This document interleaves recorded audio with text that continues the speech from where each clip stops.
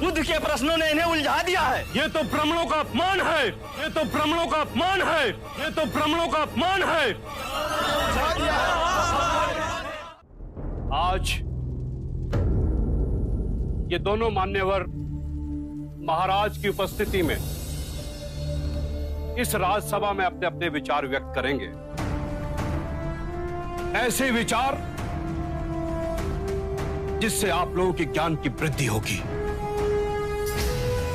अब मैं दोनों मान्यवर से विनती करता हूं कि वो किसी एक विषय पर अपने विचार प्रकट करें। आप आयु में मुझसे छोटे हैं, अतः विषय चुनने का अवसर भी मैं आप ही को देता हूं। कहिए, किस विषय पर चर्चा करनी है? प्रणाम सौंदंड। क्या आप बता सकते हैं कि एक सच्चे ब्राह्मण में कौन कौन से गुण होना अनिवार्य है? यदि आप चाहें तो वेदों के उदाहरण भी दे सकते हैं। वेद पाठ तो सौंदंड का प्रमुख विषय है। वेद की गहन गुत्थियों को सुलझाने में आप महारथी हैं। भिक्षु गौतम, पूर्ण ब्राह्मण बनने के 5 लक्षण हैं। सुंदर रूप, मंत्रोच्चारण एवं अनुष्ठान करने में प्रवीण, 7 पुष्टों से रक्त की शुद्धता, अच्छा ज्ञान, अच्छा कर्म। इन 5 गुणों में से भी सर्वाधिक महत्वपूर्ण गुण कौन कौन से होने चाहिए? और इनमें से किसी भी गुण के अभाव में क्या वो सच्चा ब्राह्मण हो सकता है? अंत के 2 गुण, अच्छा ज्ञान एवं अच्छा कर्म। सुंदर रूप, मंत्रोच्चारण एवं अनुष्ठान करने की प्रतिभा, 7 पीढ़ियों से रक्त की शुद्धता आवश्यक नहीं। क्षमा कीजिएगा, परंतु सोनदत्त जी उचित उत्तर नहीं दे पाए। बुद्ध के प्रश्नों ने इन्हें उलझा दिया है। ये तो ब्राह्मणों का अपमान है।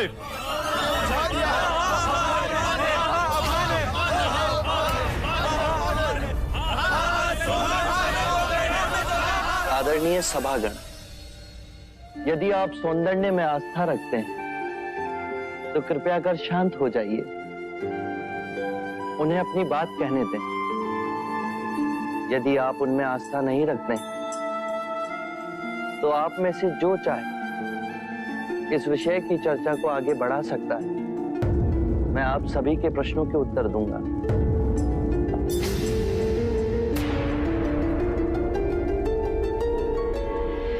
मित्रों, हम सबके बीच में मेरा चचेरा भाई अंगक बैठा हुआ है।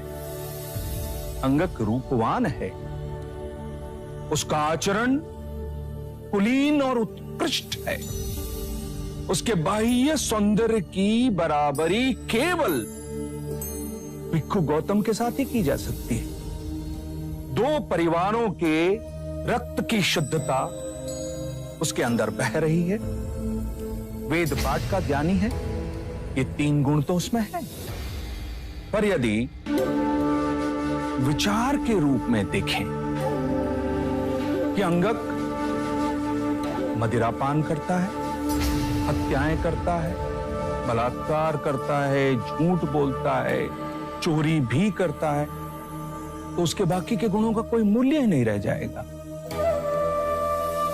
अतः मित्रों, सदकर्म और ज्ञान ही सर्वोपरि है पूर्ण ब्राह्मण बनने के लिए। इन दोनों गुणों में से भी सर्वोत्तम गुण आप किसे समझते हैं? सदकर्म और ज्ञान 2 नहीं हो सकते। जैसे एक हाथ दूसरे हाथ को और एक पैर दूसरे पैर को साफ करता है, उसी तरह सदकर्म और ज्ञान एक दूसरे के पूरक होते हैं। सदकर्म आपके विवेक को प्रकाशमान बनाता है और विवेक से किया कर्म आपको धार्मिक बनाता है और यही जीवन का गूढ़ मंत्र है। उत्तम, अति उत्तम सोनदन, आप हमारी आशा पे खरे उतरे।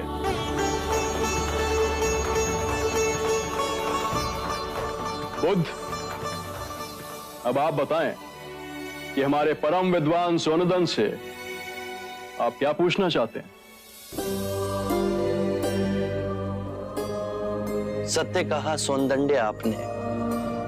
सत्कर्म और ज्ञान जीवन के सबसे मूल्यवान गुण हैं।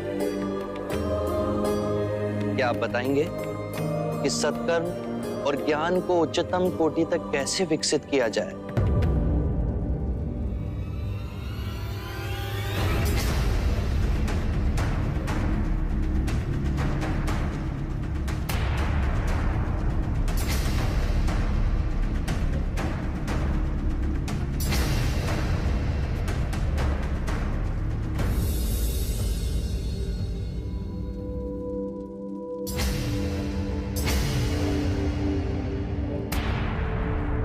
हे करुणा निदान, इस विषय में आप ही हमारा मार्ग निर्देश करें। हम तो केवल सिद्धांत जानते हैं, किंतु आप बुद्ध बन परम सत्य को प्राप्त हुए हैं। हे परम पुरुष, आप ही बताएं, सदकर्म और ज्ञान की उच्चतम कोटि तक कैसे पहुंचा जा सकता है? आत्म मुक्ति के 3 चरण हैं: शीलाचार, ध्यान और ज्ञान। यदि हम शीलों का आचरण करते हैं तो ध्यान साधना में वृद्धि होती है और ध्यान साधना से ज्ञान का उदय होता है, जिससे शीलों का गहन आचरण करना संभव होता है। इसके द्वारा काम, क्रोध, मोह, माया, तृष्णा से दूर हो आत्म मुक्ति, शांति और आनंद को प्राप्त कर सकते हैं।